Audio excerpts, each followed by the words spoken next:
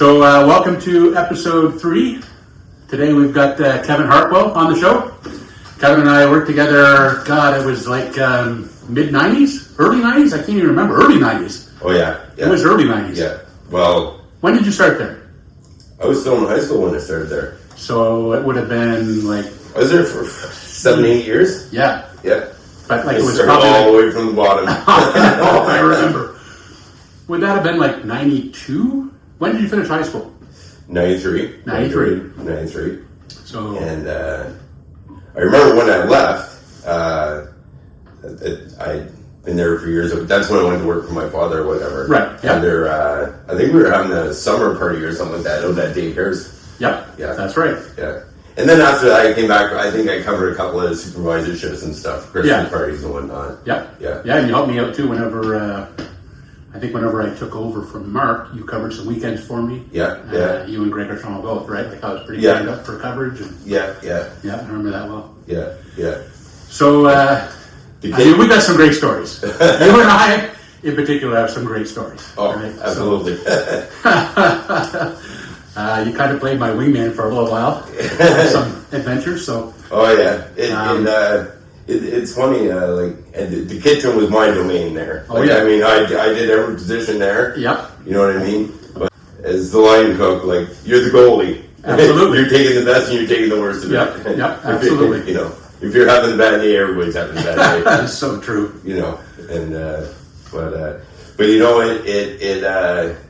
it instilled, like, no other kid in this generation is going to get to work at the fifth wheel. I mean, unless it ever did magically, right. But it's not going to. I understand what you're saying. And, that experience is pretty unique for anybody at that age. Like it shaped us. Yeah, even if you work at big box stores like a Kelsey's or Boston Pizza. What could have better prepared you for? Yeah, there is nothing similar to that 24-hour menu.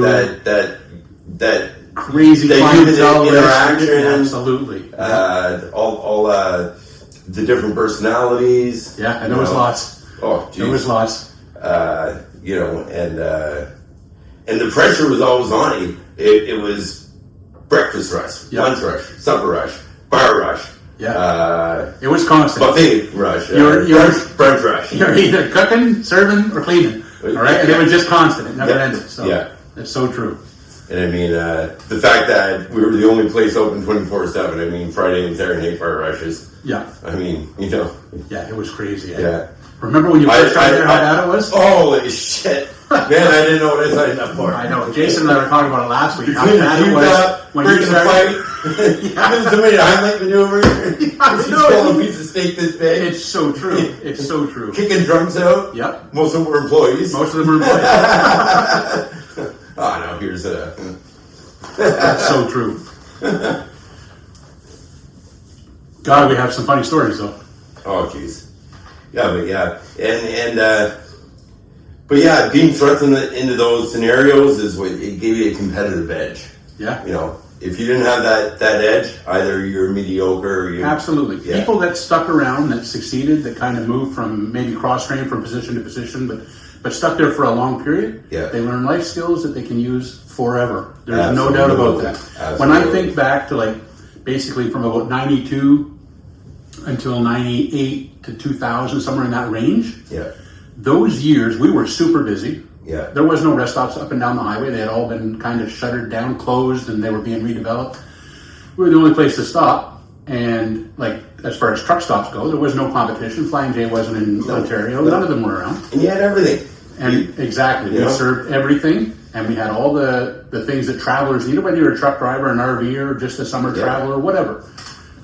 You had a parish, you had a hotel, you had showers, you had a movie lounge, you had a store, you had a restaurant. Yep. Barbershop, arcade, it just never ended. Yeah. And it was a lot to manage. Yeah. Right? Like, how old were you when you started supervising?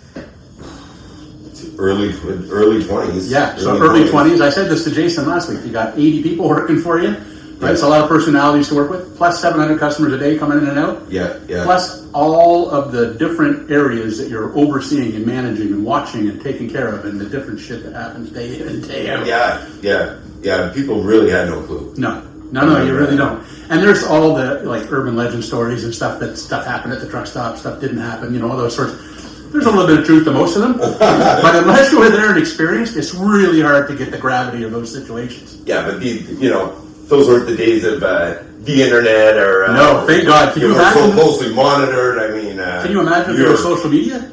You're always under scrutiny. We would have had the best.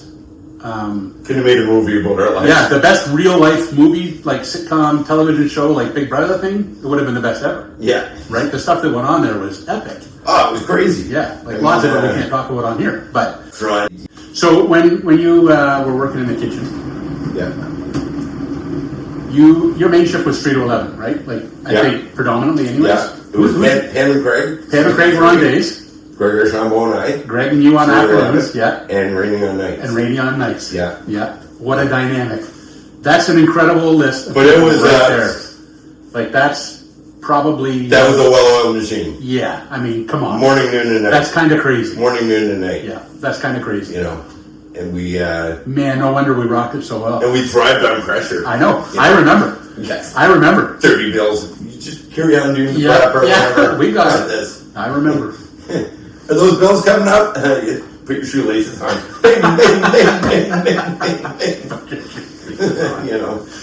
Oh man.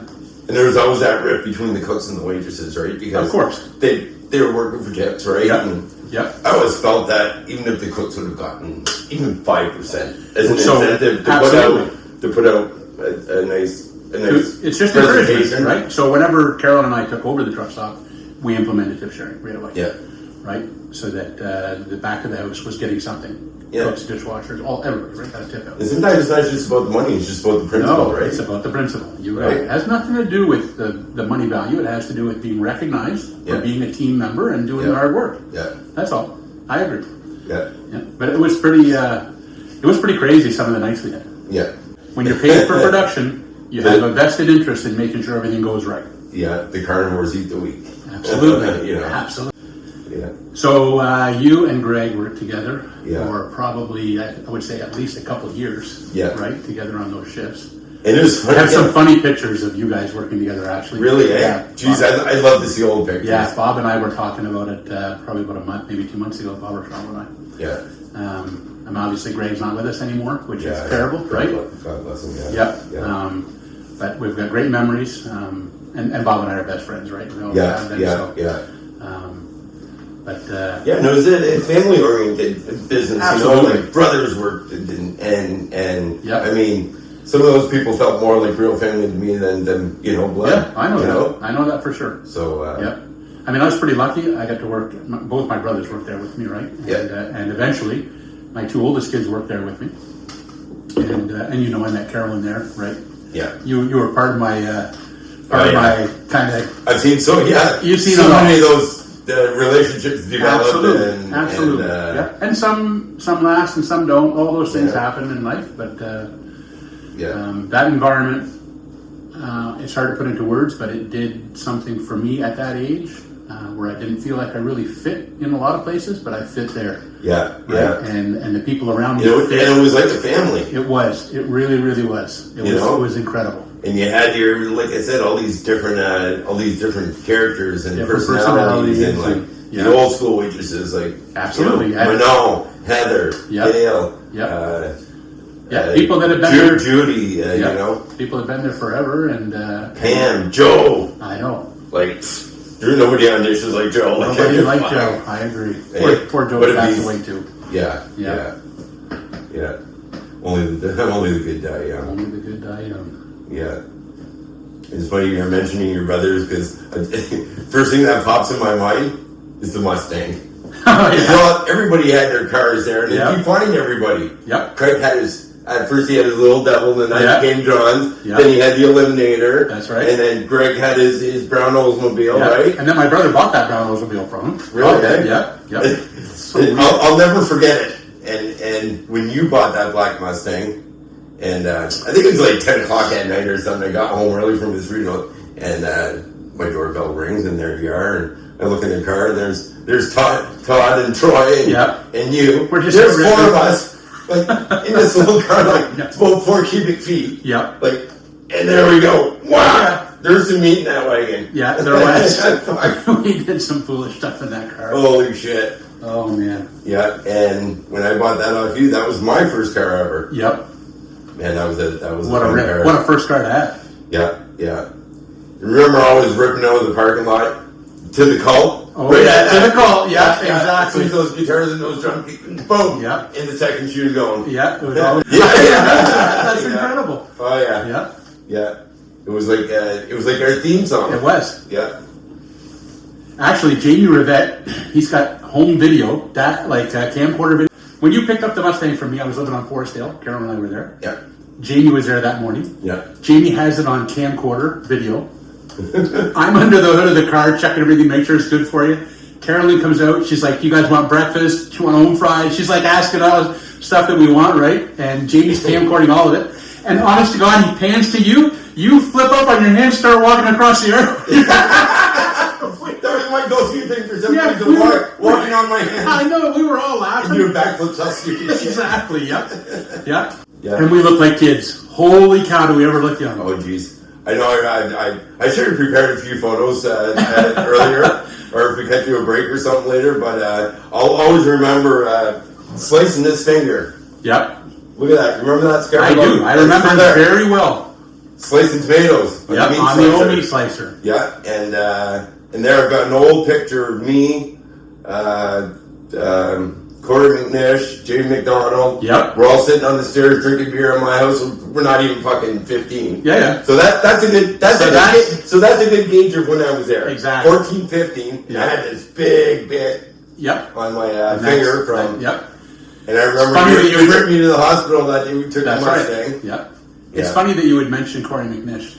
Yeah. Corey worked for us too, obviously. Yeah. And that's friend of mine sold this. Yeah, Corey's a great guy. Oh yeah. I have a funny story about Corey. Oh, buddy. I'm gonna share one. It's not terrible, right? But he was working for us. He was probably young too, maybe 15. I'll always remember he introduced me to the fifth wheel. Did he? Yeah, yeah. Incredible. He's working there. He was 14, 15, working maintenance. Yep, that's right. Had his keys on the chain. Yeah, the keys on the chain, exactly. Yeah, and button-up shirt. Yeah. Oh, yeah. Yep. Yeah, everything was proper, right? There was stuff that had to be followed. Back then, the maintenance guys did everything. They did the towels. They cleaned all the hotel rooms. Exactly. They were part of everything. And that's the funny part that I'm about to tell. And when you boosted up from maintenance, say you got the dish room or the kitchen. Pull your socks up, or you use that as the tread, eh? Or you're going back and cleaning whatever off those sheets. So true. Pull your socks up. I remember it was a weekend shift, and we were really sinking, like we needed help, right? And I'm looking for Corey, and can't find him. Finally, I find him. He's asleep in the laundry room. Sleeping in a motel room. He's right in bed, snoring. Yeah, I opened funny John alone in those motel rooms. Yep. I mean, what are you going to do, right? Yeah. We're all foolish like that. I've found people sleeping everywhere. Found them sleeping in the back of the room in the fuel bar, sleeping in the staff room, sleeping in the bathrooms, like literally sitting on the toilet, sleeping. Sleeping in the supervisor's room. Yeah, sleeping in the office. Yeah. But back then, lots of people were working 15, 16-hour shifts regularly, right? Pull the double. It's 16 hours. I gotta tell you a quick story. So, go ahead. Talking about falling asleep. This is going back to the days of Freddy's. Yep. And I remember I fell asleep on the crapper in Freddy's. No. And they closed the place down with me in there. That's when it was at its height that had all the pool tables. And they owned that whole block, that whole corner. You fell asleep in the bar. Yeah. There weren't even cell phones or pagers or anything back then. So I call my brother. I still remember my phone number at 9311954. Call my brother. Guys, I got the whole bar to myself right now. All the booze going playing pool. Come on. And he shows up over there like 8 o'clock in the morning, drinking away. Nobody there. No alarms, no nothing. Just Oh my. Yeah. Those days don't happen anymore. Oh no. We didn't know it, but those are the best days. Those are the best days of our lives. Eh? That's crazy. We didn't know it. No. Yeah. No, we didn't know. And that happens to everybody. You don't know you're living the best days of your life when it's happening. No. Right? You're just enjoying life and going through the motions, and sometimes you're not enjoying all the days, right? But when you look back, you look and you're like, damn, I just lived the best days of my life, right? Everybody just wants to pursue the future. I just want to go back to the 80s. Yeah. I swear to God. Yeah, I know. It's tough, right? Because I get like that sometimes where I'm thinking too much about all the stuff I've enjoyed in the past. Yeah. And not living in the present.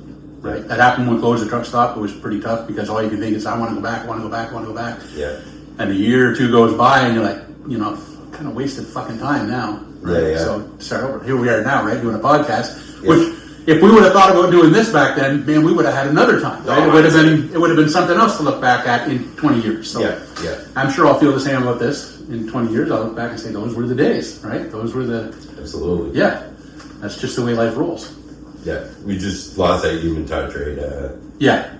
Like, There's so many things that happened. how did we, how did we get so much done? How were we so productive? Even more so than we are now, without cell phones or any of that stuff. Yep. I think it was, to be honest, I think it was sense of freedom, sense of responsibility. Yeah. It was just a little different then. I think people are... Or just straight up, if you're talking on a landline and making a simple agreement to meet somewhere and being a man of your word. Yeah, absolutely. Yeah, because there was no... You couldn't just pick up your phone and say, I'm not going to be there, or text somebody. It never happened, right? Yeah. If you said you were going to be somewhere, you had to be there. You had to make it happen because there's no other way to communicate that you're not going to be there. Yeah. Texting is... It's not as personal. Yeah, and it's so easily misinterpreted. Yep. Yeah, you can't... The worst thing you can do is have an argument over text. You can't read somebody's empathy. You can't read their anger. You can't really disseminate how they're feeling. Yeah. Because you're just reading words. And often somebody will put words on a phone, and the way I'll read it... And even if you worded it properly, it's whatever the other person's interpretation of it. Absolutely. Yeah. It's super tough today because... Although there's a lot of great information on everything available, it's also a lot of information to filter through and try to find the truth versus what isn't true, or what fits you versus what doesn't fit you. Yeah. Right? It can be pretty confusing. It's confusing for me, and I'm 50 years old, 53, right? It's got to be confusing for other people. Yeah. But we transitioned through that period. Oh, we went from that to this. Yeah, we went from using encyclopedias to find information. Yeah, right. Plagiarizing the hell out of it. Absolutely, word for word. To pretty much having anything you want at the tip of your fingers on a phone. Right, mine's with five pencils in your hand. We know how to get stuff done. And going back again to the whole, we're jumping all over the place. That's okay. Going back to the Freddy thing. Like, I actually went through that transition of where you actually, you had to build up the courage to actually go up to a girl and ask for a phone number. Yeah. And then go through the bullshit of calling her and putting up with her father. Yeah. Right? And it went from that to, are you on MSN? And then, that was the whole era where I feel all today, changed. Yeah, I feel today that that's completely disconnected. There's no... and I don't want to sound like sexist or nothing. That's for sure, right? Because I'm not that guy. But I don't think there is the same chivalry that there was. Absolutely, it's all out the window. I mean, there's like when we were young, I remember going to, for instance, Freddy's or a restaurant, right? Yeah. You went out of your way to open the door. Yeah. To be the guy that gets remembered. Yeah. Right? Because you didn't have social media. They couldn't go and look you up and find out everything about you. So you had to make an impression, and you had to make a damn good impression. You were always... The first time. Yeah, you were always ready to be the best version of yourself no matter what. Yeah. And you had to be mindful. Absolutely, you got to be mindful. It could be minor things, like if I'd be walking down the sidewalk with a girl hand in hand, I'm making sure she's on the building side, not the street side. You walk on the street side. Same with your kids, simple right? Stuff like that. Absolutely, right? That's stuff that doesn't really get taught today, I don't think. No. I mean, maybe. I'm not sure, to be honest. Maybe, I don't know. But you're absolutely right? You had to be mindful of all that stuff. Yeah. I see myself do it still today.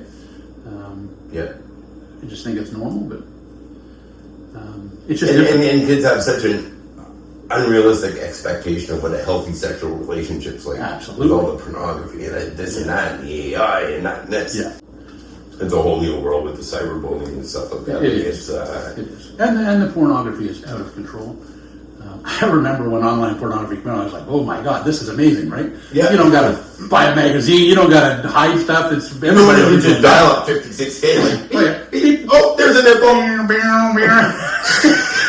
Goddamn, Mom, get off the phone. It would crash. It'd be like right here. Crash. Phone would ring.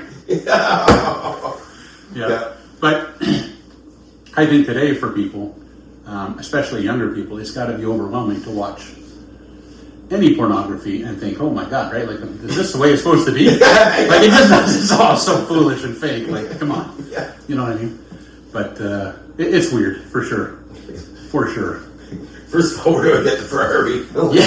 Yeah. Who lives in those houses? Hey, who knows? If it weren't for the Mustang, maybe I'd still be a virgin.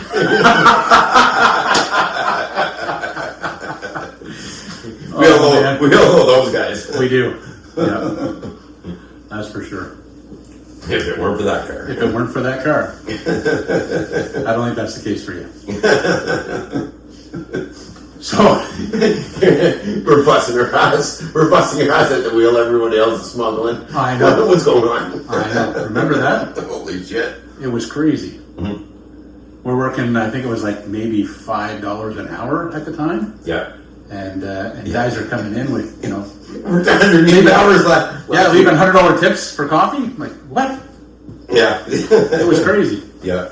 Like if you broke $500, it was like crazy. Yeah, I know. Yeah. Yeah. Brady would definitely be back tonight. Yeah, exactly. Those were the days. Yeah. So when you worked with Greg, you guys had to do shift change with Rainey, and obviously we know the stories, right? Oh God! But Rainey, I mean, that guy can cook.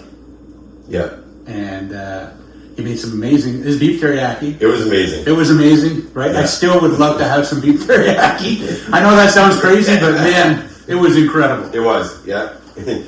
Chicken noodle pork soup. Yeah, absolutely. Yeah, he made some great homemade soups. And he had charisma. Yeah. His charisma is what did it. Yeah. Right? Like, I've seen some old photos. His little aneurysms, his little moves. His little moves, right? He was always very extroverted. When I'm around all the guys, like, we still speak in the voice, in the farmer voice. Do you? Yeah. Absolutely. Sir, I can't sing. I think it's my pituitary glands. Whatever you got it, man. Yeah. It was awesome. Yeah. I remember he would show up for his shift, and Donna remember when she was working? Yes, of course. Yeah. Randy would show up. He would grab a large pop glass, like the big 16-ounce one, and he would fill it with coffee. Put his cream or sugar or whatever in, stir it up. Yeah. Right? He always had to have his huge glass of coffee. Yeah. And when he came in, he was on duty. Yeah. Right? Like, and you probably see it a lot with guys that work for you. Yeah. It was different then when Rainey showed up, or you showed up to work, or any of the people that were on those crews. When you showed up, you were on duty. Yeah. Right? You didn't show up and like think, oh, I don't want to be here. I don't feel like working, or No. You didn't pull your phone out and scroll through social media. To me, it was every shift was like a competition. Absolutely. That's the same way I looked at it. Right? I remember doing weekends. I took pride in walking in and seeing a seasoned waitress that just like look at me and say, "Yes, Kev's working." Yes, that's what you wanted. I took a lot of pride in that. Yeah, you wanted the people that were on that shift to say, "Thank God you're." Those people were tough to please. Absolutely. But they had high expectations. Absolutely. And that was their bread and butter. Yep. Yep. And I remember my first regular shift in the kitchen was on nights, actually. Because before Craig and Pam were on mornings, Craig and Bernie were on 3 to 11. Craig and Bernie. And Pam and her brother were on morning shift. So that's how far. Rodney and Pam. So the more I recall, yep. I'm going further back in time. I'm remembering more, so I can better gauge how old I was probably 13 when I started there. Do you remember Bernie 14. changing the grease in the deep fryer? Yeah, and John Malone kicking the door open.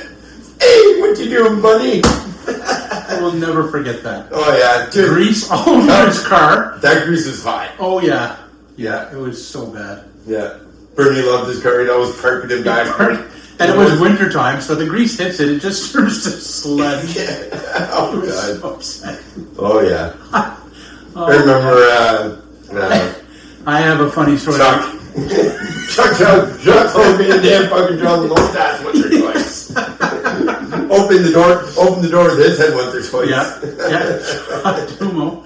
Jean-Claude Van Damme. So true. Oh my God. Yeah, the sayings that, or whatever. Yeah, he was into martial arts. Ba-ba-ba-boosh! Yeah, exactly. Yeah. Ba-ba-ba-boosh! I remember one time we had a And Sean and his younger brother worked there. That's right. Yeah, and him and Rainey met there, I think. His wife. Yes, his wife. That's But right. those are like old relationships. Yeah, that's Dan and Rainey. That's right. Incredible. Yeah. You think of old relations like Chris and Holly. Like, I still talk to Chris. Yep. That's awesome, eh? Yeah, him and his Prelude. Yep. Those are great times. It's so weird. They were. But everything was... Everybody knew it. Everybody knew everybody. Like you brought up Vic and his Z24, right? Yeah, Vic worked at the Beacon. He didn't even work at the All truck the stop. Beacon boys. But all the Beacon boys would come over, Yeah. hang out after their shift, right? Yeah. We'd drink coffee, shoot the shit, just Yeah. fucking grow up together. Yeah, You know what I mean? The bottomless cup of coffee. Oh, yeah. We'd sit there and drink coffee till we'd throw. Vic and I were tight, eh? Like when I worked first as a supervisor, Vic worked 4 to 12 in the at the Beacon. His crew would come over after work. We'd sit there and drink coffee, sometimes till 4 or 5 in the morning, right? And then go home. But Vic and I did a lot of fun stuff together. We went horseback riding together. No shit. Great, oh yeah, great stories. We would finish sometimes if we worked nights. We'd finish at 8 in the morning, get in the car, and drive to Grammy and go to the zoo just for something to do. No shit. Yeah, let's get out of here. Let's go to the zoo. Wow. Yeah. Yeah. Yeah, Vic and I skied a lot together. That was, and played a lot of hockey together. Yep.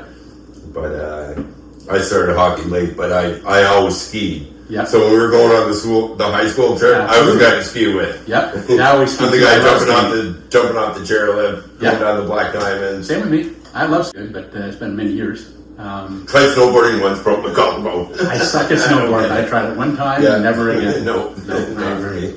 And what stops me from doing those, like, I'm sure I could get on skis. I can get on, like, I could get on a bike. Yeah, I'm sure. Me too.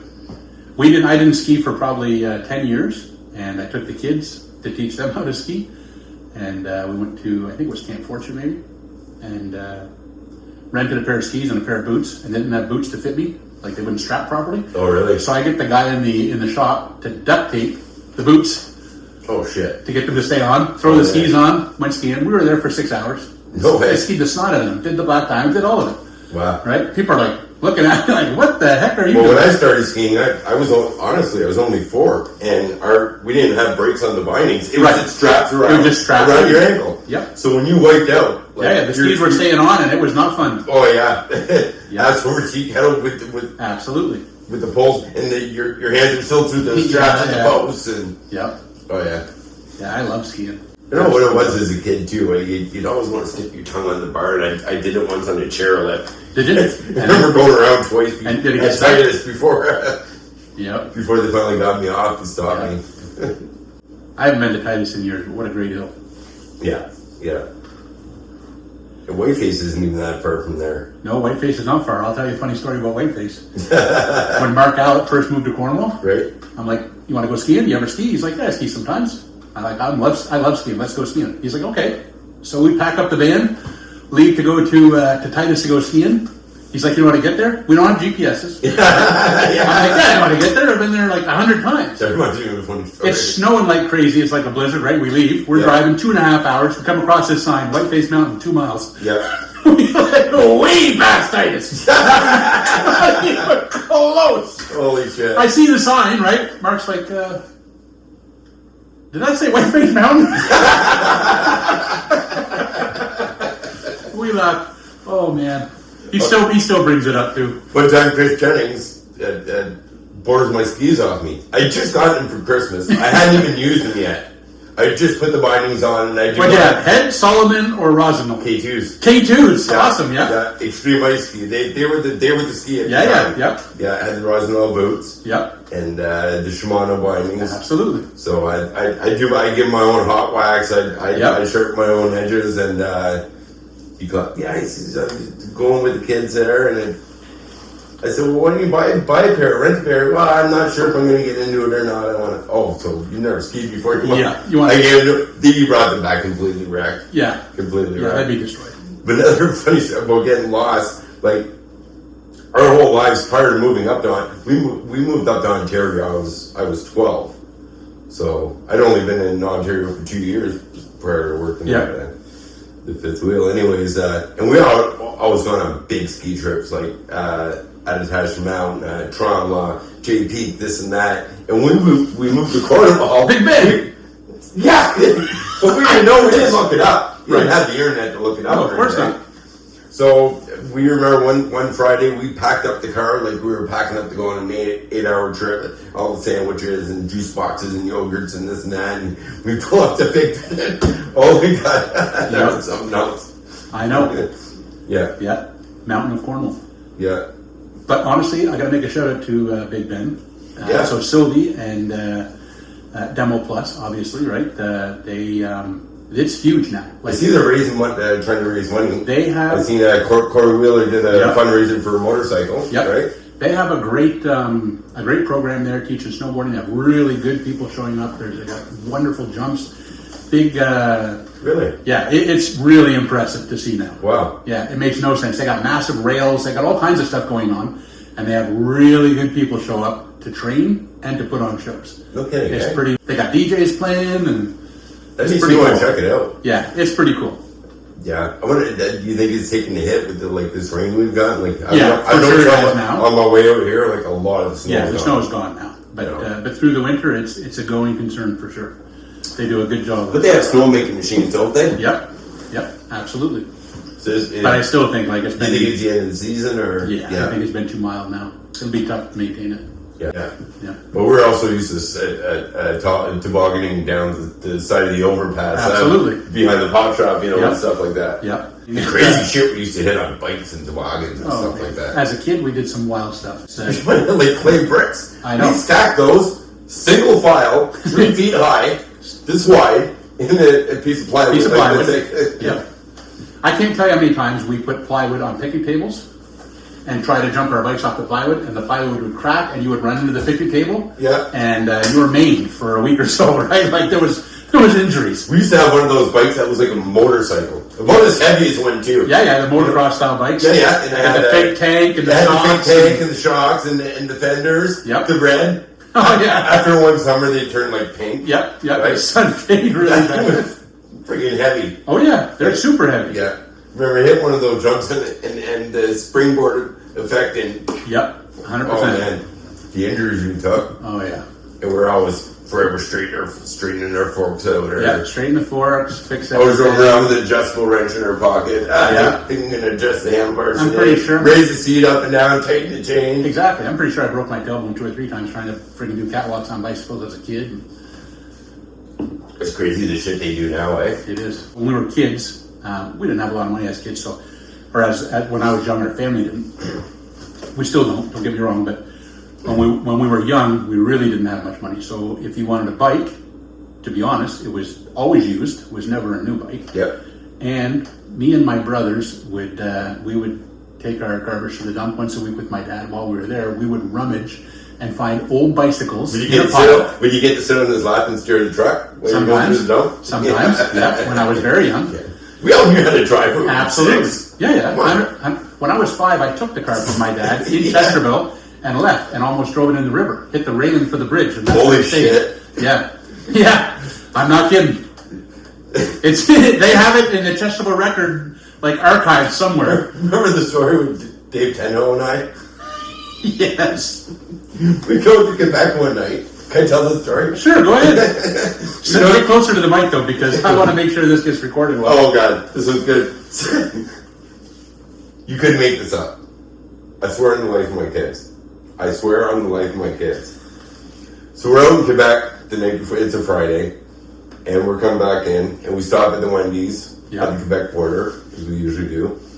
And Dave's driver gets pulled over. We're leaving with our food, and I was as drunk as he was. And they took his license away or whatever, and they said, "Can you drive?" And I said, "Yeah, I guess so." I took off and I drove the car home. So he loses his license, so now he's grounded. Yeah. Like he's only allowed to go to work, and he's dishwashing. I was cooking, and so the night after he lost his license, we decided we're going to go to his house and drink. A couple of beers in, what do? He decides to push his dad's car out the driveway. The same car he lost his license in the night before. Oh, God. It gets better. I should have almost asked you to hold my beer. So anyways, we're driving around the next night, probably drunker than we were the night before, and we're coming down Brookdale, southbound towards the water. Yep. And we're getting ready to turn on water. This is like 3 o'clock in the morning or something like that. And he turns, he's driving, but he didn't stop turning, and he kept going, and he right into the concrete stairs of a house. Hold on, I remember this. Yeah. I remember that. And then I remember coming to. It went from darkness to light, and then there was hundreds of people around. I looked over at Dave, and his teeth were through his bottom lip. Oh my God. And we wrecked this person's like front stairs. Imagine waking up to that. Nope. Nope. But like Donald Trump's Operation Midnight Thunder. As funny as that story is, I've hit 2 houses. One time I was driving, one time I was a passenger. Actually, both times I was a passenger. But the one time I was a passenger who took over to the driving from the passenger side and ran a car through my parents' house. Holy jeez. Yeah, it was a bit of a disaster. The other time I was a passenger with a friend of mine, and we came skidding into Newington and couldn't get the curve around the curve. We skidded through the yard and right into somebody's front porch. Oh, and, wow. And he backed the car. He's like, "Did you think anybody saw it?" There were people sitting on the porch. Yeah, I think they might have saw that. I saved money on my insurance, but not having any. Yeah. I remember you did the best Rocky impersonations. Man, I used to die laughing. Yeah. And you know what I'm talking about. I love it. Yeah. And God, but and when I think of Rocky, I think of my mom, because that was our thing. Yeah. And you know, and having you know, with your album coming out and your podcast and this and that, and us having touched base more lately, and me having to think more about God bless your mom. She reminds me of my mom. Oh yeah, I remember how happy your mom was on your wedding day. Yeah, like that was another great day. Yeah. You know, and absolutely, she was like my mom. Yeah, 4 foot fall, but they're firecrackers. Yeah, full of piss and vinegar. But going back before I forget, sorry. Yeah. Rocky was our thing, right? Absolutely. But my mom would be like, "You leave Rocky the hell alone." You know, their French accent. Yep. Mom, we've seen it 100 times. He wins. Yeah. You know. I know. The first time you introduced me, and her name's Pierrette, right? Yeah. I'm not French. I don't know too many French people, right? She introduced me, and I'm like, no, I don't really want to say her name because I don't know if I'm going to say it right, wrong, whatever, right? So it was too funny. I felt so embarrassed. I'm Robbie. I'm here on the Robbie Show podcast. I'm promoting my new book. It's a coloring book, but I love it. Get up, you son of a bitch, get Mickey out, yeah. Yeah. Yeah. That's all I remember myself doing was impersonating people all the time. Oh yeah. But there were people we knew. Listen, I remember. I have a hard time because I got to edit out in the podcast. I say I remember so many times it's awful. it's really, really awful. But yeah, but it brings up so much. It does. It brings up so much. I remember you were working afternoons. It must have been with Greg. Scott Thomas was working night shift. Okay. Do you remember Scott Thomas? Yeah, I do. And he told us a joke about an RCMP officer. Comes up on an accident on the highway, and there's a head on the road. Oh, head in the ditch! He can't spell, so he kicks the head in the ditch because he can write Boulevard. Yes. Yeah. And he told us that joke, and we laughed so hard that night. I told that joke for years. That's what's missing in life is jokes. I know. We had a joke every day. We did, every day. Rob and I'd walk through. You'd walk through those flipping doors. Yep. Kitchen's on the right, supervisor's office on the left. Yep. You'd always pull. Close the door. We got a joke. And if there's a blind, you're going to be like pulling down. Yeah. And either it's a joke or a story about the night before. Yep, But every shift it was something. It was something. And it didn't matter how shitty I felt. Like, yep. You know. And it's like, it doesn't matter if we haven't seen each other for 5 minutes or 5 years. Every time we get back together, it's just like, it's so much we haven't missed a beat, right? Yep. And that's what it feels like. I know. You know? I think whenever you're connected to somebody, like on a deep level. On every level. Yeah, like we spent so much time together, it just... Yeah. You know, it is happening with everybody. The same mind frame. Absolutely. The same goals. Yep. We were both goal oriented. Yep. We wanted to be the best at whatever we were doing at that time, right? And we wanted everybody else to rise with us, right? Enjoy the ride because we're going to the top, right? Yeah. And if you want to come with us, come along. Yeah. Yeah. And man, Either get on the fun. train or get out the way you're getting run over. Exactly. Either get on or get out of the way. But I always felt like it was my duty to make people around me better. Me too. I still believe that. I still 100% believe in doing that. Yeah. If I'm it's the same whether I'm as, at work, if you're doing well, build a longer table, not a higher fence. exactly. You know? I agree. Yeah, I live by that motto in my life. You know, I've accomplished a lot in what I do throughout my career, whether it's welding or what I've done in the past, and that I get a lot of my gratification out of helping others. Yeah, 100%. Yeah. That's hard 'Cause work. I've worked my whole life. Yeah, it's I hard mean, work. fifth wheel wasn't my first job. No, I know. You know, I know. The minute we could, like I remember doing the Citizen in the morning and the Standard Freeholder in the afternoon. We had both papers, Right.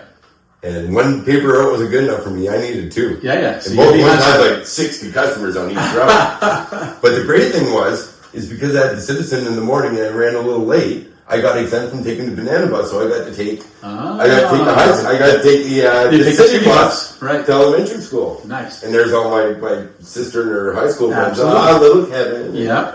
So I That's had right. those little perks. Yep, that's cool. And then again, we talk about being goal orientated and driven, and they'd have these drives, these customer drives for the newspaper. You know, to get 10 new customers, get a bike. Yep. I'd get 80. Then there's no going on holiday. Nobody's gonna take your paper over. No, that's so true. The penny grader. Everybody had that job for a week. Everybody Dropped the whole bundle in the exactly. Yeah. Take See it. ya. Yeah. It's so true. But yeah, so every night you'd venture out that way, and you had school in the morning, so I'd usually find a bike. Yep. Drive Find a home. bike. Not steal. Yeah. Find a bike. There'll be random bikes. Then you wake up for school the next day and you had a bike to take to school. And sold it for poutine money. For poutine money. You spend more time in the cafeteria playing cards and... Yep. Where'd you go to school? Where'd you go to high school? GB. GB? Yep. I went to GB. Yep. Yep. Half day. So when I went to high school, it was in RO in Ingleside, but they didn't have tech. They didn't have any shop classes. Right. So they would bus you, if you want to take shop class, they would bus you to GB, and you did them there. Right. So I spent half days there, grade 9 and grade 10, doing sheet metal, auto shop, drafting, all those sorts of things. I did it all. We used to get buses in from outside high schools for our art classes too at GB and stuff like that. So I took art there too, actually. Art and I can't remember what else they call it. Home ec, I guess. Yeah. So no kidding, I can sew like a boss. Yeah. Right. Yeah. And I can make pottery. Yeah, because I took it in grade 8. Yeah, I can make pottery. We all sewed that football. Exactly. I can make you a nice plexiglass bowl in the oven for your popcorn. So they would melt it there. No, it was about making pots and ashtrays. Yeah. So I made an ashtray. Me and I think it was Jason Kilger actually. Oh wow. Yeah. We were in the. They lived right down the road from me in Fatima. Yeah. So we made an ashtray. My ashtray looked like somebody punched it with their fist 10 or 12 times. It was all out of shape and messed up. But yeah, it was pretty funny. Oh geez. So I'll tell you something funny that happened actually years and years and years ago. So you had bought that black Mustang from me. Yeah. Yeah. You sold it to Lemire. Guy Lemire. I just remember it was Guy Oggles. Yes. He had thick glasses. Yep. So Guy drove I think it. he sold it to Derek Menard, That's right. who still has it. Yes. It's not crazy about the paint job, but Yeah, no, I prefer it black and red, but it looks great. It's in great shape. The car's still around. I love that, right? yeah. I loved it. I loved it blacked out though. So did I. I had every GTS accessory, fog lights, headlights, tail lights. Completely blacked out. Yeah. So I sold the car to you. You sold it to Guy. Guy sold it to what's the guy's name? Derek Menard. Derek Menard. Yeah. I'm at Canadian Tire one day, and Guy is driving the car. And this is years later. Let me show you what that thing can do. Well, that's what I felt like saying, right? So I walk up and look at the car. I'm looking inside. I can tell it's my car, right? Same interior, same everything. He walks out. That burgundy interior, that Yeah, wine I'm like, interior. that's your car? He's like, yeah. I said, that's a nice car. I said, I used to own that car. Oh, no. This car belonged to Kevin Harquail. Before that, like a guy named Rob Short. He was a wheelman. I'm like, I am Rob Short. Yeah. He's like, get the fuck out of here. He's like, I've heard legendary stories about you in this car. Holy shit. I'm like, yeah, probably. We drove that thing like a rented mule. Oh, man, it was awful. It was stolen. One time my dad got pulled over in that car, randomly. No shit. Cop pulls him over, walks up. He's like, you own this car? My dad's like, no, it's my son's car. He's like, tell your son we're watching for him. Oh, yeah. And that was it. Turned around and walked away. That car was on the radar. It was bad. Yeah. We did some bad stuff. Yeah. Frig, my dad and I had some fun in that Mustang too, to be honest. Right? Yeah. He loved to rip around and do stupid shit with me. So we had a lot of fun in that car. Yeah. Yeah. My first date with Carolyn, I shouldn't say first date, but first time that we went to the track together to go racing was in that Mustang. I have a picture of her and I at Lustville Dragway with that car. No shit. And I think it's one of the earliest pictures we have together. Yeah. Yeah, it's kind of funny. That whole place spawned so many relationships, like romantically and friendships. Yeah. Right? And children. Yeah. I got a message from a guy the other day. He's like, I watched your podcast, man. It brought back so many memories. He's like, to be honest, he's like, I wouldn't have my kid if I wouldn't know it up there. He's like, so many good things came from that. Yeah. Right? And we had a good laugh about it. Yeah. Yeah. Great to Christmas parties. Shout out to TJ. Yeah. Really, yeah, the Christmas parties were epic. Oh, yeah. They were epic. Yeah. Some great Christmas parties. What was his name? Remember my first Christmas party, my first pair of shit kickers I bought at the Fifth Wheel? Oh, yeah. What was his name? Boule boots is probably what you bought. What was their name? The cowboy boots, boule boots. Boule's boots are on special for $1.99. Yeah. 19.99. Yes. Jean de Roche. Yeah. That's it. She was wonderful, really. Yeah. Today's autos were 2.2. Yep, she had such a thick accent. Not million. That's the worst thing when I was a supervisor there. I'm sure I fucked up their cash every time. Come over here. Somebody's got to go to the washroom and take over the cash for 1 second. That thing's screwed. CB radio? Oh, put that under sundry. Toilet paper goes under, I don't know, oil, whatever. Yeah, remember that? You had to choose your department and then put the price in. Yeah. Oh, yeah. There was so much going on. When I started there, they had this, like, we did a lot of clothing. We were a Wrangler jeans outlet, boule boots, and that's in the clothing section. Then we had, like, TVs. Yeah, electronics. We're selling TVs. We're selling CBs, stereos, home stereos. And then we had bulk foods. We had a whole row of bulk foods. Yeah. Like you get bulk nuts, pretzels, chips, all this other like. It looked like Farmboy Canadian Tire. All it was so weird, right? Yeah. I remember like this place is awesome. Cassette tapes, DVDs, CDs, everything you could think of. Yeah. It was awesome. It was really awesome. Trucker lights on my car. Oh yeah, everybody. I'm gonna put these short, shiny deer whistles on my Deer whistles on my Any accessory. Yep. It was so weird. Checker tape. The stuff that we sold was weird. It was wild. I'll take a pack of Marlboros, a CB radio, a flat screen TV, a pair of boule boots, some Wrangler jeans, and here's $5. Bring back the change. And Tyler Alkins. Yeah, it was everything.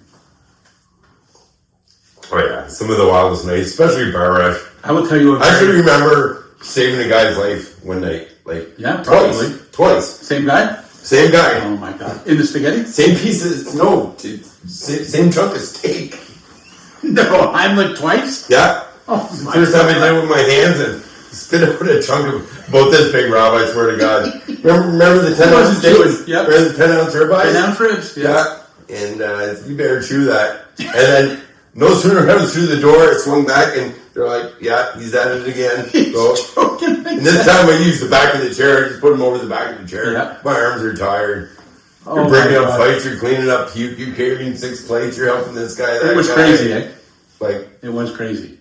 I remember one time. Yeah, that might be on your head. Like yeah, absolutely. One time. Meanwhile, I got all this going on. Here's all my friends like dining and dashing, flipping me the bird. Yeah. Oh, I know. I remember that. The great food we made there, though. Eh? We made great food. Oh man, every burger in town, we can make them all. We can make the Whopper. All of them. Make the burgers, matzo burgers, Whoppers, Big Macs. We made them all. Yeah. It didn't matter. Yeah. And when the pizzas came out, oh man, we made some good pizzas, We eh? made the best pizza. Oh, and man. we proved it. Later on, when the Kinsman Club started having their pizza contests at Best Western, Right? we won every year. Yeah. And some years, like they did two versions. They would do People's Choice, and then they would do like they had a table of judges, 8 or 12 And judges. I remember putting so And much they would trial and judges. error into that too. Oh, yeah. People don't think that it just magically appeared. No. That was the recipe. That's the way it was. No, there was Man, a lot of work that went Oh into it. yeah, we fine tuned that. Huge amount. We had great To the way pizza the dough. dough was, and Yep, we had our own dough recipes, our own sauce recipes, all Yeah. the toppings. We used the best cheese, Yeah. right? Like specialized mozzarella cheese. Yeah. It was a big deal. And we'd sneak a little cheddar in there with it, give it a little bit of heavier cheese. zing. Oh, yeah, it was pretty good. Yeah, And I mean, the best pepperoni, all that stuff, right? It just mattered. yeah, yeah. It was awesome. yeah. But I remember, like, the first Kinsman contest we went into, I'm like, this is, we're up against all the delivery shops in town. Yeah, And I love all their pizza. yeah, So I'm like, I don't know how this will work out for us, right? yeah. We won People's Choice and Judge's Choice. I was like, you've got to be kidding me. Yeah. Those contests went on like the last, I want to say every year, but the last 2 or 3 years, Yeah. Jason would come in and prepare all the pizzas himself. So he's like, we cannot afford to lose, right? So Yeah. he would show up and do them all. And, Yeah. and then we'd show up like 20 pizzas, right? Yeah. Here you go. Yeah, yeah. Let's see what Yeah. happens. Yeah, It was pretty cool. yeah. Collins. Oh, Derek Collins, yeah. Yeah, yeah. Yeah, the Wash Man. The Wasp Man. The yeah, Wasp Man, yeah, yeah. yeah. He's always around on Facebook. I got a great Derek Collins story for you. I'm going to tell this. We gotta get this in the podcast. Okay. I'm working at the fuel bar. I'm in college. Beer. Yeah. Grab a beer. Help yourself.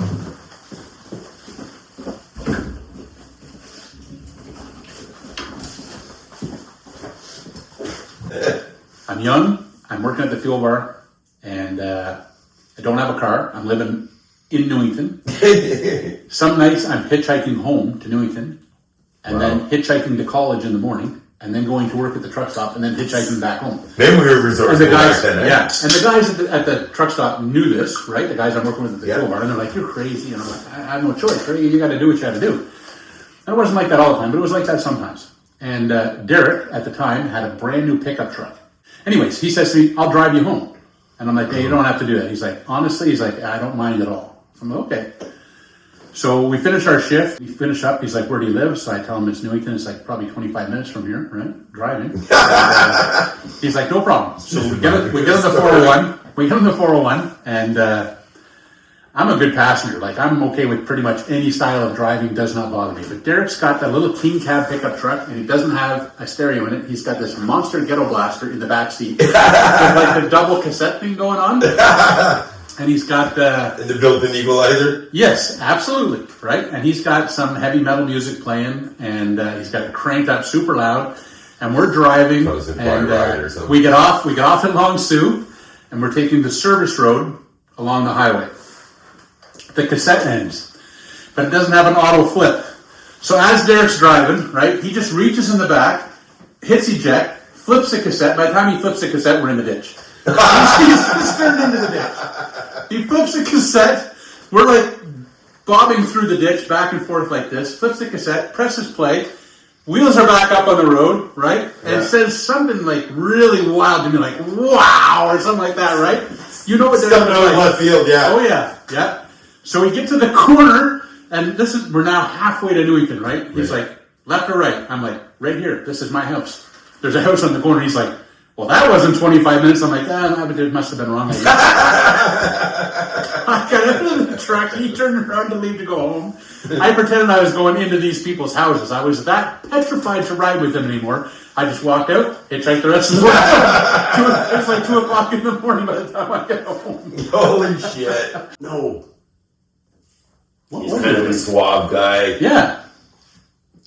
I don't know. In any case, I took his Renault out there, and the snow was just coming down, like snowflakes the size of toonies, right? The roads are just ice. And you went to the 7:30 truck stop. Yeah. Yes. I went west. Yes. Yeah. So I'm driving out there in his car. I didn't have a car then. It's wild to me. I didn't have a car then or whatever.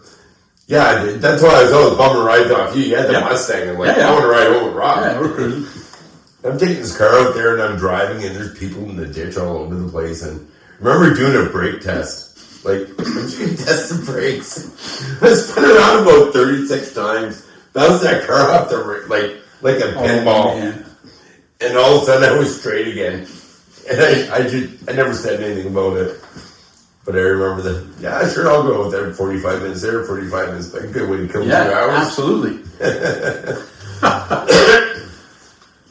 Those are crazy times, eh? Oh, yeah. Just go to Cardinal for us. Take somebody else's car that works for us. Yeah. It doesn't even don't know if you have a license. Don't know if you're insured. The whole thing doesn't even make sense, eh? Just do it. Just make sure all the showers are clean. Yeah. Oh man, it was brutal. It was brutal, right? And everybody talked their stories like, guys are having sex in the showers, this and that. Guys didn't have time. They're in and out of those showers in like 3 or 4 minutes. They're going in, getting cleaned up, going to eat, and getting back on the highway, right? Yeah. But we were doing like 60, 70 showers a night some nights. Yeah. Right? You spent all night in there. You're sweating like a dog, working your ass Crazy. off, right? Cleaning showers. You're doing load after towels and towels and towels. And you don't dry it, leave a hair in the shower, because you get screamed at by the next driver that's going to use them. You know what I mean? It was tough. People don't realize it was tough. Yeah. It was not an easy thing to do. It wasn't an easy job. It wasn't an easy place to work at. As a young person learning, you either rose, sink or swim. Yeah, you either rose to the top and got it done, or you left halfway through your shift, which happened regularly. Yeah. Right? People would come in and be like, "Where's Steve?" Yeah.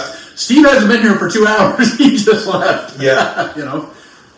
I remember moving up the ranks too. I got bored doing maintenance really quick. Yeah. Because it didn't take much to excel at that. Yeah, it wasn't. And I remember, of course, I was all caught up on my stuff, so I was helping Pam at the time, Pam with Trey.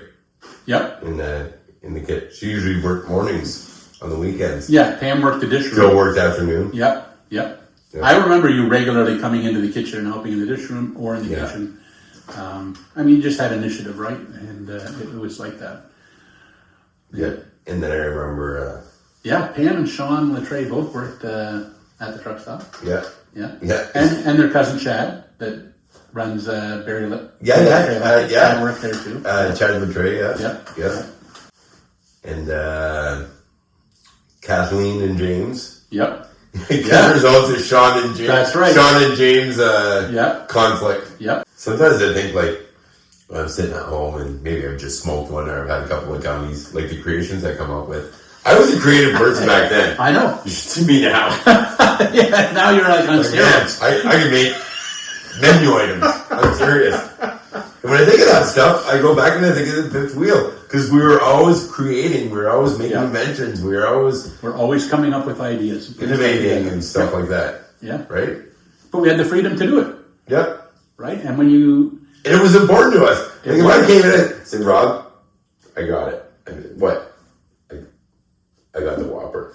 I was going to say... Stop what you're doing. I was going to say, do you remember the night... Stop what you're doing. Do you remember the night with the Whopper? Yeah. Because it was everything. You wait for it. Start making it. We went out of our way to make sure we had the right bun. Yeah. Right? Yeah. And then we made sure that we had the right size burger. And then that everything was put in the right... I remember. Shred the lettuce. We bought Whoppers and then dissected them. Yeah. And then recreated it with our own stuff. Yeah. Till it was perfect. Yeah. Yeah. We'd be like, I know they can do better with hamburger pickles, but we can't deviate. We gotta make it exactly as it is. has to be identical. Taste pickle, is that pickle? Yep. Shredded lettuce is not leaf lettuce. Absolutely. Yeah. Yeah, I certainly hope that the show brings more people out of the woodwork. It will. I get so many people reaching out now. Can I get on? What do I got to do? Yeah. All that sort of thing. So. It's funny you asked me before I brought it up to you. Of course. Like, would you be interested in... I have a list. The thought went through my head before you even brought it up. Yep. After I seen the first podcast. The nostalgia it brings back for people. Yep. Absolutely. I mean, that's the first thing I took out of this whole thing. There's so much you can take out of it, but that's just automatically the first thing for me I took out of it was just the nostalgia of it all and the great memory. We spent most of the time talking about how as fun as it was, things were difficult and but the more I want to go back, the more I think about how easy it was, back then. It wasn't that hard. It wasn't. there was a freedom, a simple freedom. You just did stuff, Yeah. right? And there was no expectation. Yeah. I personally think social media puts a lot of expectation on people to be a certain way or do a certain thing or to Absolutely. fit a certain Unrealistic expectations. Absolutely, right? Everything has to be perfect, and life is not perfect. It shouldn't be. If it was perfect, it'd be pretty darn boring, in my opinion, right? You want to be able to fail, you want to be able to win, you want to be able to enjoy and learn and meet people and meet the wrong people, right? Yeah. All those things have to happen to have a full life. Because they shape you and they define who you are as a person Absolutely. and how you deal with adversity. Yep, 100%. And social media puts a lot of pressure. I wouldn't want to be a teenager today and have to, kind of measure myself or feel like I have to measure myself against the millions of people that are on social media. I'd rather enough time measure myself against the 20 people in my grade 9 class. Yeah. You know what I mean? Like it's got to be so difficult for people. Why do people need all this validation? I agree. I agree 100%. And to me, it really doesn't affect me because I don't care. Yeah. COVID didn't do shit to me. Yeah. I'm a homebody. My circle is small. Yep. Believe it or not, we haven't seen each other in a long time, but my circle is small and you're in it, I'd rather I'll take 4 quarters over 100 pennies any day. Me too. Me too. And I'm pretty fortunate. I got a lot of people that I'm still close to. Yeah. Right. And often it's people that you don't see, like you, right? If I don't see you for 5 years, it doesn't matter. No. Because when I do see it, it's like I seen you yesterday. Yeah. Nothing changes, right? And I think that's what happens when you build those strong relationships. It just stays that way. Yeah. It just is what it is, right? Yeah. And I know that I'm not perfect, but you accept that. We laugh. We can laugh at each other, right? We can laugh together. Yeah. If I was stuck, I could cry on your shoulder. You could cry on mine, absolutely. right? Those deep relationships that you have with people, they stand the test of time and they don't change. It just is that way. Yeah. Right? And can you imagine if you're allowed to post half the shit we do talk about? Oh, I know. I know. If we could just be us. Yeah, exactly. Yeah. People would not believe, if we talked about some of the stuff that we've been through together or seen happen, they would not believe it. They would say that's just a bullshit story. Yeah, yeah. Right? And that's the stuff that people ask me about usually, right? They'll be like, I heard that this happened. Is that true? Yes, because once in a while when I do tell a story and I emphasize, I swear you can't make it up. Yep. And if I swear on my kids' lives, yeah, I know. It's saying something. There's so many weird things that happen at that place, and so many cool things. I'm sure a lot of my stuff I'm going to repeat from podcast to podcast, but I remember meeting Garth Brooks there, Reba McEntire, ZZ Top, Simple Plan. The list goes on and on and on. I'm trying to remember my claim to fame there. The celebrity. Yeah. I think it was Gowan or somebody like that. Yeah, probably. Yeah. I remember that. Mind you, Gowan used to come to Cornwall once a week. Yeah, it's still pretty cool though. Stop right? The fifth wheel. Yeah. I remember one time, there's nobody in the restaurant, one waitress, me, and a cook. It's quiet. It's a Saturday or Sunday afternoon. I can't remember. This van pulls up out front. People get out, come in. They sit at the counter. I'm serving them coffee. The waitress is taking care of 1 or 2 tables. We're just visiting, right? And they're really cool people. They're maybe in their early 20s, and it's the Cranberries. No way. Yeah, right? Before they were anybody. Yeah. Yeah. Right? Totally one of my favorite bands. I know, right? Yeah. And they were so cool. She was so cool, right? Yeah. Just down-to-earth people. Yeah. And another time, ZZ Top, I was just starting in the restaurant. I was opening the day shift, 7 o'clock. So I got there probably around 30 seconds before 7, if I remember correctly.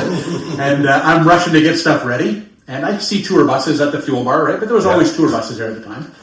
And we could all be late for 83 hours early. Exactly. Yeah, I wish I could have been that guy back then.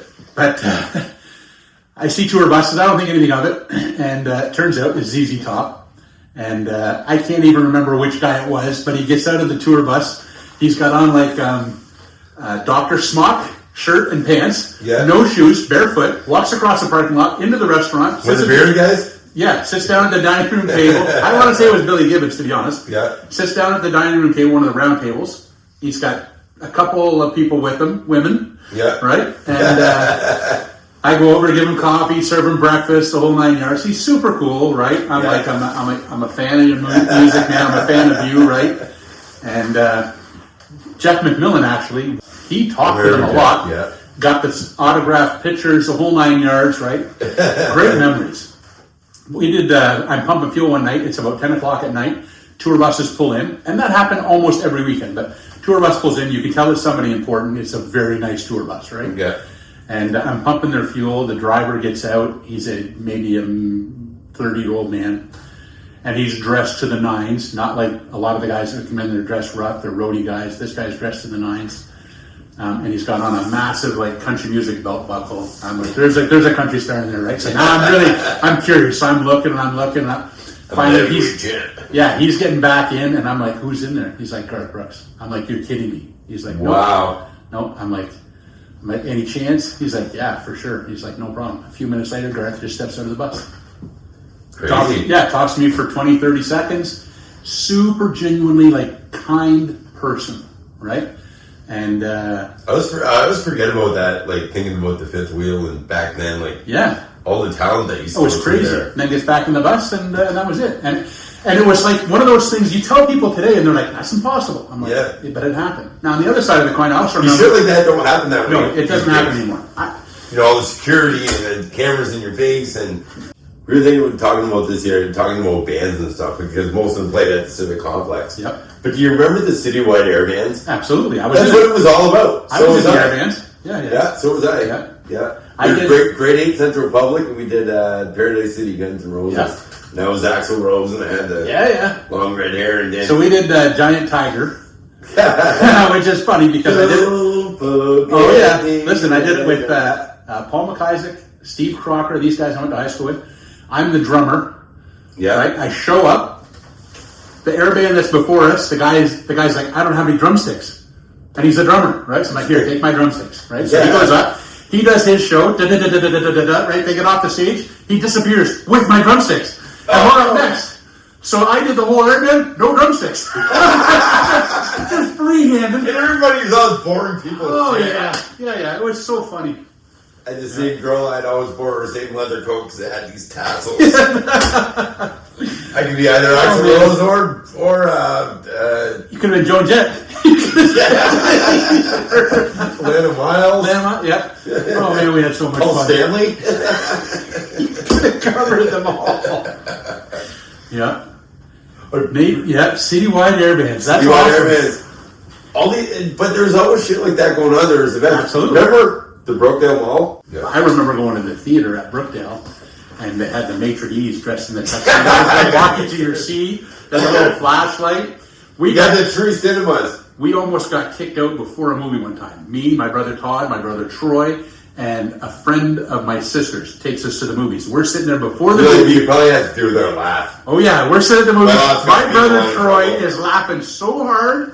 The theater is dying laughing. The maitre d' comes out with his flashlight. It's dark, just starting. The movie's just starting, but everybody's laughing so hard you can't hear the movie start. Comes out, he's like, you guys are going to have to be quiet or I'll have to ask you to leave. Yeah. I'm like, for laughing? He's like, absolutely.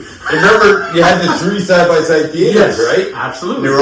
They were all separated by cinder block. Yep. So I remember, we'd gone with about 10 of our friends, and they all went to this other movie for some reason, but my brother and I went the original Dumb and Dumber. Oh, God. What the fuck were they? Sorry, excuse my language. That's okay. What were they watching at that time? Yeah. They weren't going to watch Dumb and Dumber. That's epic. Yeah, so but I don't know what movie they were watching. So here's my brother. And we're separated by all our friends are at the far one. They're in number 3. We're in number 1. They can hear you laughing. Yeah. It's the beginning of Dumb and Dumber. Not even a word had been spoken. He pulls up in the limousine. Yes. And he rolls the window down and he's got the cracked tooth. Done. I was undone. I fell apart. I was done. They were like, we heard you and your brother 2 theaters down. I'm dying. There's the usher. Like an usher. Most patron D's and usher, you're right. Yeah, most action you've seen in 10 years. Yeah. It was worse at the time being an usher in a G-rated movie or a friggin' third base coach for the Expos. Remember the part when you could smoke up on the patio? Yeah. It was awesome. Yeah. The port's I great. gotta start going there. God, they're having all these like All the they have bands. these concerts and So my buddy James, cover James bands is and- my producer. He's normally here, but he's sick right now. But we went and seen the Rolling Stones cover band a month ago at the port. It was amazing. Everybody's like, doing it was amazing. They always have good stuff like Queens and Yep. It's great. It's definitely worth going. 100%. So much fun. Yeah. We went. Carol and I went and seen Journey on the weekend in Ottawa. No way. Yeah. So Journey. my buddy Heath Day and his sisters Bonnie and Heather Loynihan, they were going. Heath had 2 extra tickets, so he messaged me. He's like, "Do you want to come?" I'm like, "I absolutely want to come." Yeah. And he's like, "We have the Senators owner's booth." No shit. I'm like, "I'm in." It was really cool to go. Yeah. Yeah. Very, very cool experience. I absolutely love music. I love music because it always brings you back to a time and place, Absolutely. right? Absolutely. Like I can always associate a time and place with a certain song. Yep. Like when I think back of the Fifth Wheel and stuff like that, in my days of having the Mustang. Yep. When you said the call, right away it hit me, right? Yeah. The removal machine. And the I big remember stereo. that so well. Absolutely. And then when I got the car, I put the big stereo in it, and then Yep. back then it was like Ace of Base and all that kind of shit, right? Yep. For sure. Yeah. Yeah.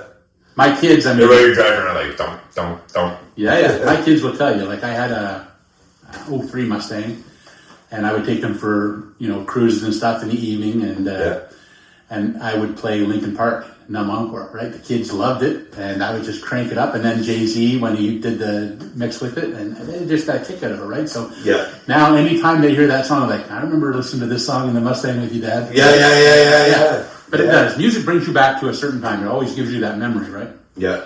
So Yeah. Vance, every time I think of Vance, because his birthday just passed recently, and I wish him a happy birthday. But Jimmy Fallon. I know. I will Fallon. never forget Jimmy when you Fallon. brought that up. We were I at the think he truck was like stop. as young as 10 at the time. I think he was I'm 10 years old, and you looked at him. He's You're like like, a 10-year-old Jimmy Fallon. you're like, your son is Jimmy Fallon. Yeah. Like, oh my God, you're right. Yeah. It's too funny. He definitely looks like him. Yeah. Well, you're gonna have a lot of material for this show. You're That's good. editing your ass off. Yeah, that's all right. Where were you born in New Brunswick? Where'd you live? Little town called Dalhousie. I know where Dalhousie is. Dalhousie, yeah. Yeah. There's only 5 major cities in New Brunswick. Hamilton's the next major city close to Dalhousie. Right. And it just barely qualifies as a city. I think Yeah. it's only like 8,000 people. Yep. But, I love New Brunswick. The great thing though, back then, we would go back home and party, right? Listen to this, great story.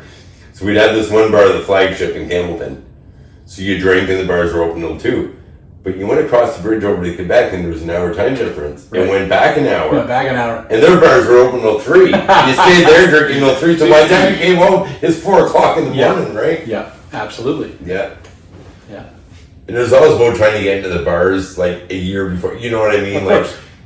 you were 17, you're trying to get into the bars in Quebec because it was Yep. 18, and when you turned 18, you're trying to get into the bars. But I could never do any of that shit because I looked like I was 12 until I was like 30 years old. It's tough for some people, right? Some other people, it's Many times we've gone out of town where they've all gotten into the bar with fake IDs and they're him sitting in the car for 4 hours. oh, that's awful. Yeah. I'll tell you a funny story. Vance had a fake ID to get into bars. And it was a friend of his who was a couple years older in high school, and they looked very similar, another Jimmy Fallon lookalike. But he loses his wallet. We're in Toronto. Carolyn's doing a Mud Hero run. He loses his wallet, and we get home, and it had money in it, but it had his ID in it, and it had his fake ID in it.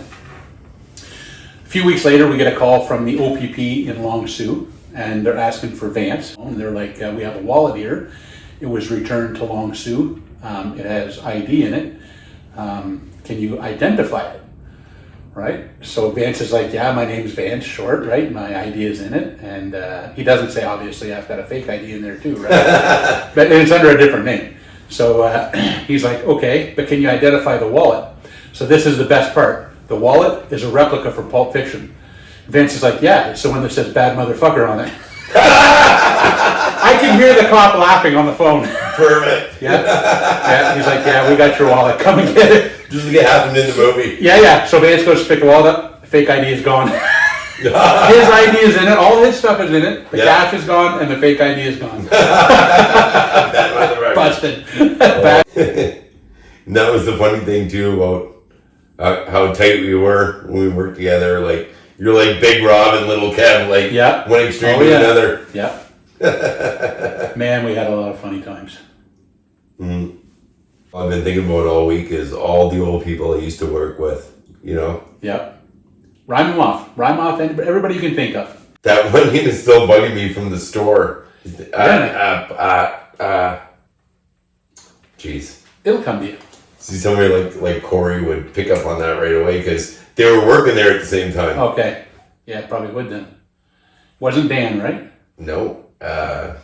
Trying to think of the guys that worked in the store because there wasn't a lot of guys. Right. That's right. I remember Dan LaBelle worked in the store. Yeah, remember Dan. Yep. Rob LaFay worked in the store. I'm trying to think who else. Oh, there was Pascal. Yes, Pascal. That's it. Pascal. That's it. Pascal. That's it. Pascal. We remember you, man. Just Wally. Yep. Yeah. He lived. I remember. I don't know if I should be saying this, but say whatever you want. Later. Yeah. We won the fifth wheel party that night, and everybody's into shit kickers, and I just started working there, and I hadn't gotten a pair yet. He goes, I got a pair I can lend you, he says. He gives it to me outside the parking lot, brand new in the box. And we're at the party that night, and we threw sheets to the wind and looking at each other at the urinal, and goes, you like those boots? I go, yeah. You can have them. You're kidding me. Oh my God. That's too funny. And it was his card that I took. Yeah. The Renault. Which was probably his parents' Renault. Yeah. That's hilarious.